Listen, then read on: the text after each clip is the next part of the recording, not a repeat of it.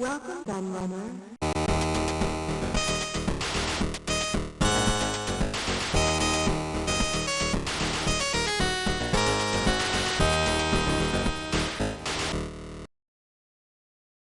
We're very much back in familiar territory with this month's Amazing Facts episode, because the Sega brand has proved incredibly popular in this series, with videos on the Mega Drive, Master System, Saturn, 32X, Nomad, Dreamcast, Mega CD, and indeed the SC-3000's close sibling, the SG-1000. In fact, I think I only have the Pico and Game Gear left to cover. It's somewhat surprising the latter of those hasn't won a poll yet actually. And speaking of polls, the SC-3000 won its own one pretty easily with 39% of the vote. But to give a bit of brief background on the SC-3000 before we get started, the computer was essentially an SG-1000 with a keyboard, which most people will know as Sega's first console. And indeed, if you haven't yet seen my Amazing Facts video on the SG-1000, you really should watch that first, because I made a point of keeping the two videos very different, and I referenced that earlier episode several times within this one. I've linked it in the description for those who want to watch it. The SC-3000 was based around a Zilog Z80 CPU at 3.5 MHz with 16 colours on screen, hardware sprites, and a 3-channel sound chip. Much like the MSX computer in fact, which I'll go into in a bit more detail later on. It was released in Japan on the 15th of July 1983, on the exact same day as its console sibling, and indeed the rival Nintendo Famicom. This was the day that the Sega-Nintendo rivalry truly started.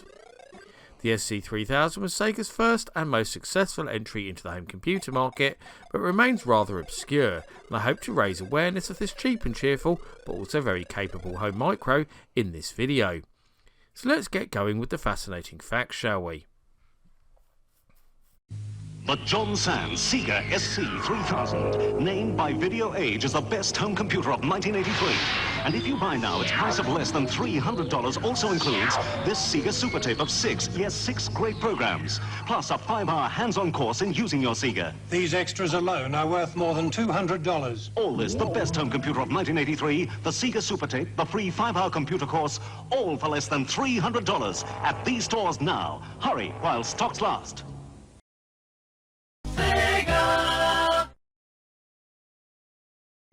In early 1983, Sega Enterprises took a detailed look at their revenue reports from the year before and saw a massive decline. The industry was crashing in one of their biggest markets, North America, and they were scared the same thing would happen in Japan too. But at the same time, they also noticed that a similar decline was evident in the home console market in North America too, another big revenue stream for them both through licensing and releasing their own products. But another market was growing exponentially, home computers.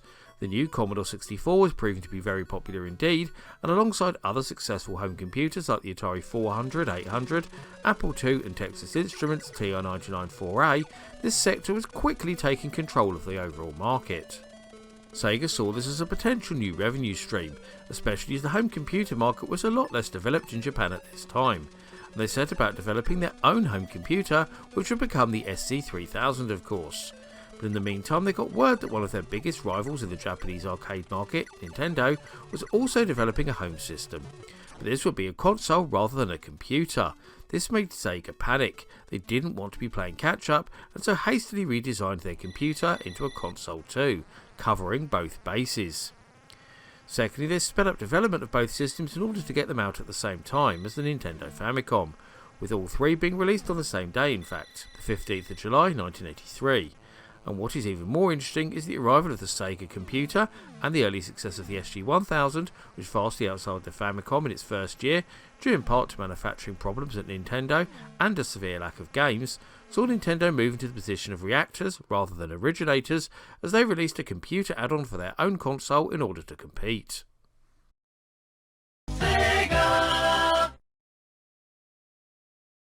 I ended the last segment by talking about Nintendo releasing their new Family Basic package in 1984, which would effectively turn the Famicom console into a computer with the addition of a keyboard, tape drive and basic programming cartridge. An add-on that was developed in order to compete with the Sega SC-3000 and other new low-cost home computers that arrived on the scene too, especially the games-oriented MSX range. And this got Sega thinking. If owners of Nintendo consoles were able to make the upgrade to a home computer, then their own should be able to also. So within a matter of months, Sega released an optional keyboard accessory called the SK-1100 that would convert the SG-1000 into an SC-3000 computer, allowing you to hook up printers, tape decks and disk drives, as well as make use of all the extra software that had been developed for these formats. With it, they also released a special Sega Basic cartridge for use with the Unit 2 that also increased the amount of RAM available from just 1K to a still pretty pathetic but much more usable 3K. Sadly, the SK-1100 add-on did little to improve the fortunes of the SG-1000, which was now losing ground to the rival Famicom pretty fast, despite having an early lead, and these units are now very rare and hard to find. Sega! A lot of people think about the SC-3000 as a Japanese-only machine, but it was actually released in a number of other places too, most notably Australia and New Zealand, where it was distributed by John Sands and Grandstand respectively, with a reasonable amount of success. A lot of the success was down to the low price, but also the widespread availability of the computer. A lot of computer manufacturers had ignored Australia, put off by the high cost of importing computers into the country and the relatively small market that greeted them once they got there. It was also a lot cheaper and easier to import computers from Japan than Europe, which very much helped with that all-important price point. It's also worth noting that the Sega name itself already had brand recognition in Australia due to the huge success of its arcade games, so this was one of the main reasons that John Sands chose to partner up with them. Although the SG-1000 console was released in Australia too, that had a lot more competition, most notably the Atari 2600, and as the SC-3000 could play all the same games, plus do a lot more, it seemed like a no-brainer for Australian consumers, and the computer sold significantly better than the console in this region. It wasn't long before Australians started making their own software for the SC-3000 too, and there is still a pretty passionate fan base for the computer in the country.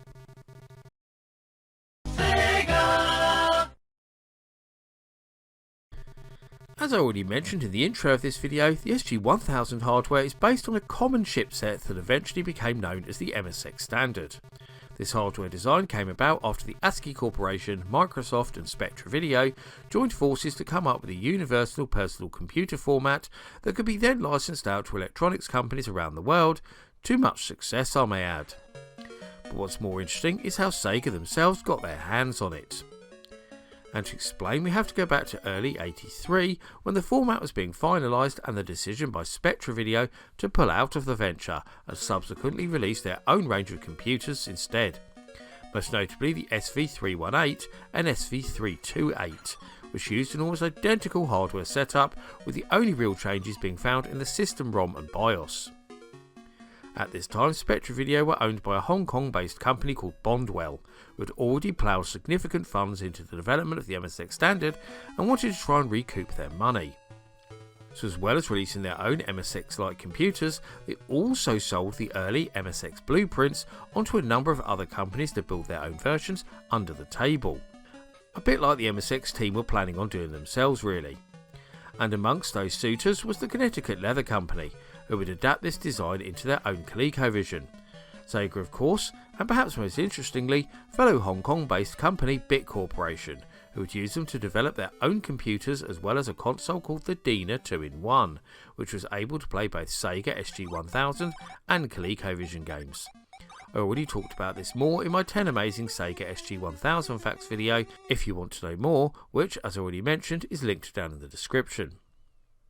The only real difference between the earlier Spectra Video standard and the MSX standard is a slightly different sound chip, where the Texas Instruments SN76489AN was replaced by the similar, but slightly more capable, General Instruments AY38910 PSG chip.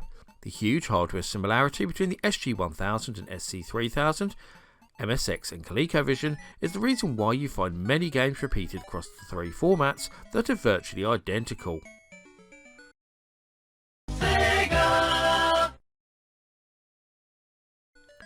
Okay, it's pretty well known that the SC-3000 could use all SG-1000 cartridges as well as its own cassette tapes, but many people don't realise that Sega also released a special add-on which enabled the computer to use floppy disks too.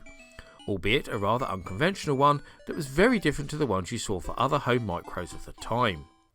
The Super Control Station, or SF-3000 to use its product code, was released in 1984 for an asking price of 79,800 yen.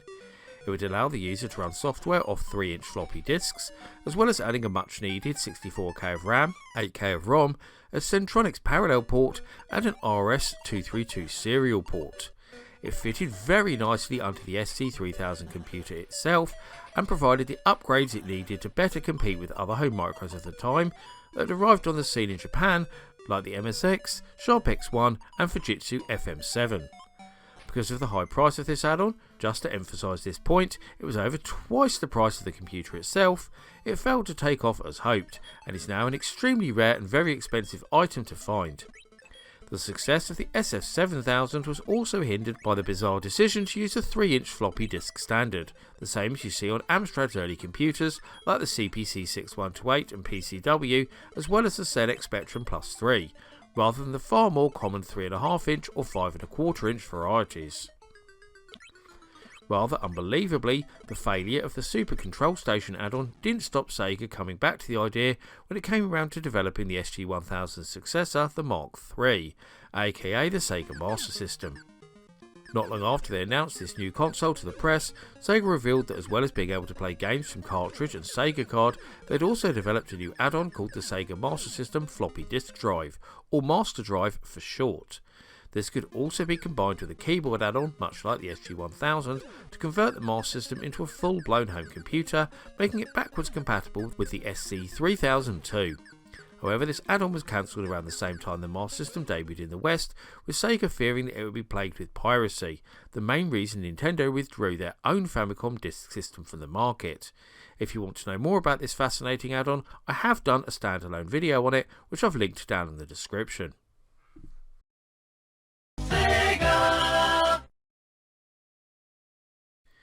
As you already know, both the Sega SG-1000 and SC-3000 shared the same range of cartridge games, with the latter also having some cartridges of its own, which required a keyboard and or extra RAM, as well as programs on both tape and disc, with the addition of the aforementioned Super Control Station of course. But the SF-3000 wasn't the only add-on that allowed a new media format to be used with the computer. You see, in 1984, Sega Enterprises became an independent company once again after a management buyout by Sega Japan president Hayao Nakayama and American co-founder David Rosen, with support from CSK Corporation. The first action of this newly reorganised company was to release a redesigned version of the SG-1000 that would be known as the Mark II. The Mark II not only featured a sleek new design, but also new joypad controllers instead of the original joysticks, drawing more comparisons to the rival Nintendo Famicom, and the arrival of the new console also saw the introduction of a new software format too, as the Sega MyCard was unveiled. Sega's then head of consumer hardware development, Hideki Sato, stated that he disliked the design of the original cartridges, saying they looked like small black tombstones when inserted into the original SG-1000 console, which is why he developed the new format. MyCards could be up to 32K in size, much smaller than the total size of a cartridge, which went up to 128K, but were much cheaper to produce, and therefore much cheaper to purchase too. This effectively created the first range of budget games for a home console. To make sure the new MyCard format was compatible with both the original model of the SG-1000 as well as the SC-3000 computer, Sega also released a new cartridge called the Card Catcher, which would enable existing users to play this new range of games. A total of 29 games were released in the MyCard format, including big name titles like Bomb Jack, Hero, Pitfall 2, Star Force and Wonder Boy, meaning there was significant take-up of the Card Catcher add-on amongst existing users. Rather interestingly, the creator of the format, Hideki Sato, stated in a more recent interview that his proudest achievement of the Sega SG-1000 and SC-3000 era was creating the much cheerier pocket-sized MyCards.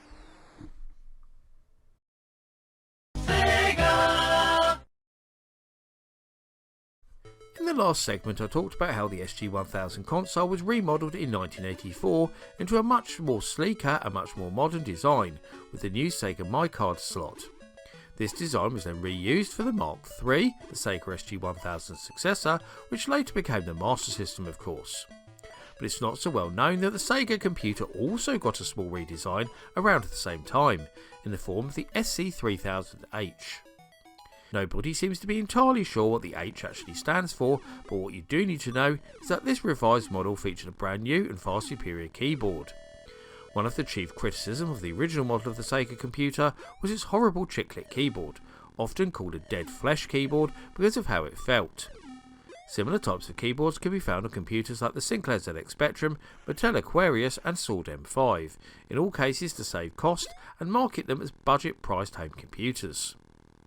Those criticisms pushed Sega into producing the new model, especially as Japanese customers seem to want more premium offerings, with budget-priced computers becoming more of a European thing. And the SC-3000H was the answer. Unfortunately, this upgrade did push the price up by 4,000 yen, and it did little to improve the computer's popularity in its homeland.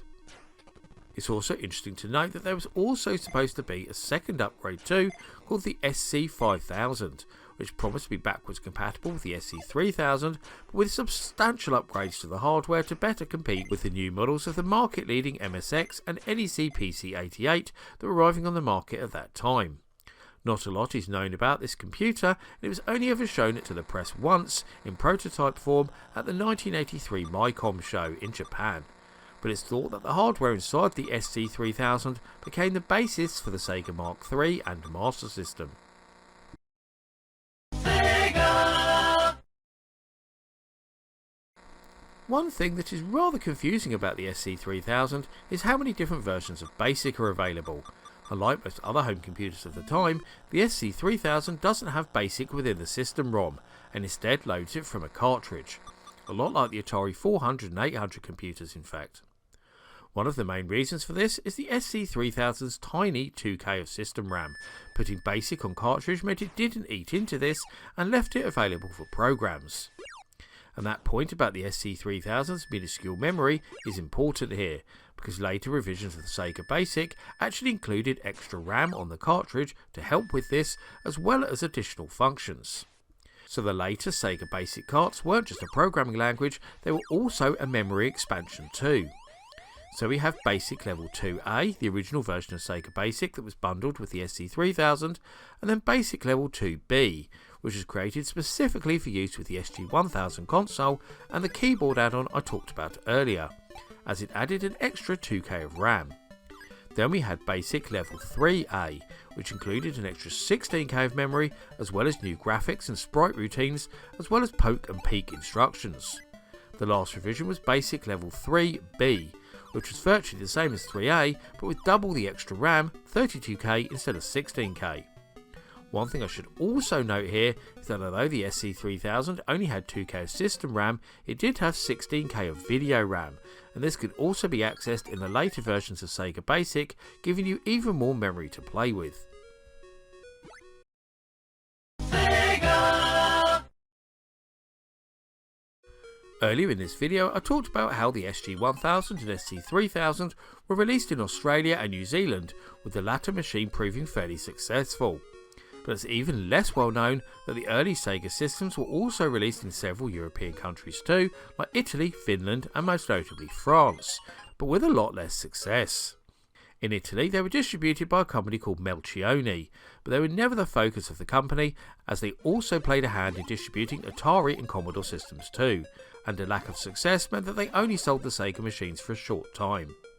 Meanwhile in France they were picked up by well-known French electronics company ITMC, who sold them under its Yeno brand, just as they had also done with the Epoch Super Cassette Vision and MSX.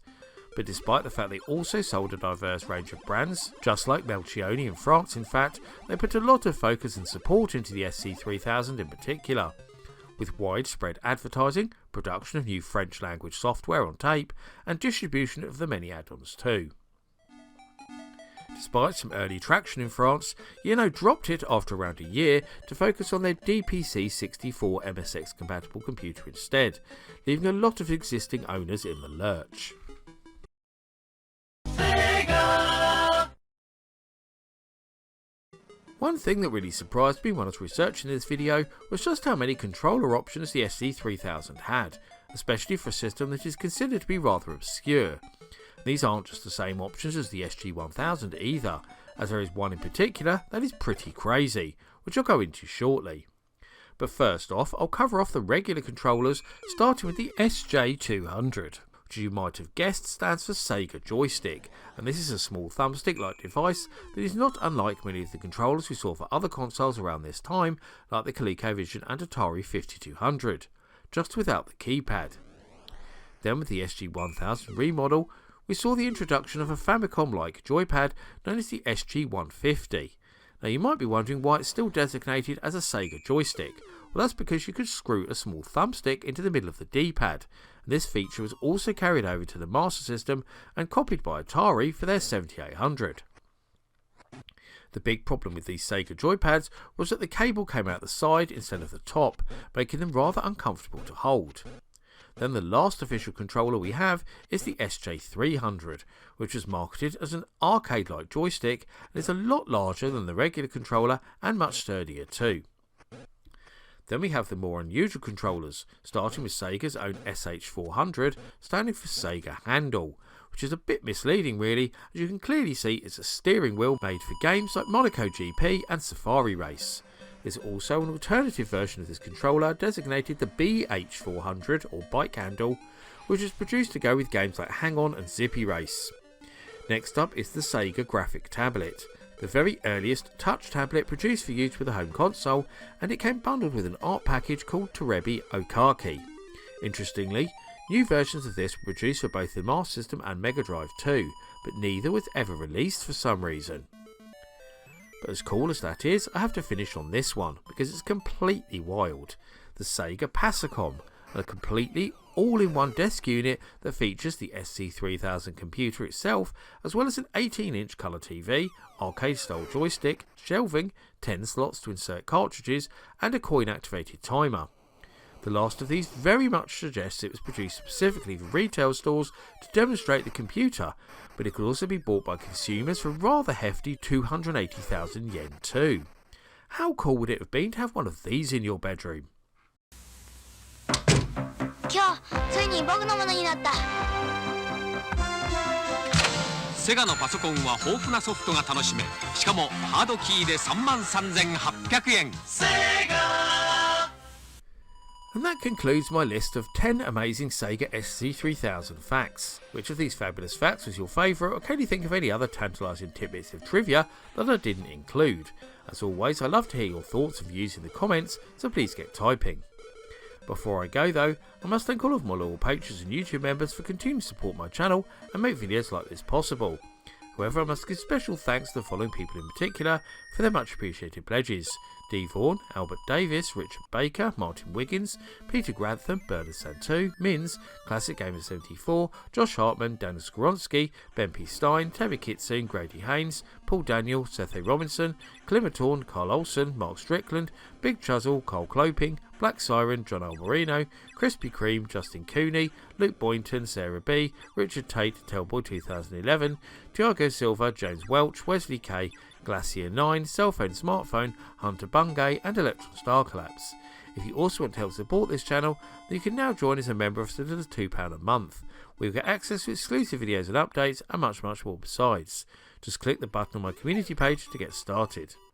My Patreon is also still available if you'd prefer to support me in other ways too. I've been the Laird, I thank you for watching, and I'll see you all again for another video very soon.